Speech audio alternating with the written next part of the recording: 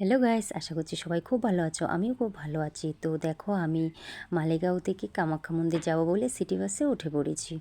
তো সেটাই তোমাদের সাথে শেয়ার করছি। আমি এই প্রথমবার কামাখ্যা মন্দিরে যাব, ভীষণই আনন্দ হচ্ছিল। আর এত সুন্দর জায়গা, মানে কি বলবো, আর ভীষণই ভালো লাগছিল। পাহাড় গাড়ি থেকে দেখে খুব সুন্দর মনে হচ্ছিল, পাহাড়ে উঠে পড়ি। তারপর অবশেষে চলে আসলাম কামাখ্যা মন্দিরে। তো ভীষণই সুন্দর মন্দির, অনেক বড় অনেক বড়। তো সেটাই ঘুরে ঘুরে প্রদক্ষিণ করলাম, মাকে প্রণাম করলাম। যাই হোক, এবার মাকে পুজো দিতে পারিনি। এখানে সবাই বসে থাকে কুপন নিয়ে পূজা দেওয়ার জন্য, সেটাও দেখলাম। যাই হোক, এই যে সাধু বাবাকেও দেখলাম। তো ওখান থেকে বেরিয়ে আমরা যাব লঞ্চঘাট দেখতে। তো এই যে সিটি বাসে করে ব্রহ্মপুত্র নদী পার হচ্ছি। দেখো, ব্রিজটা দেখা যাচ্ছে। এখানে আরেকটা ব্রিজ হচ্ছে, খুব বড়।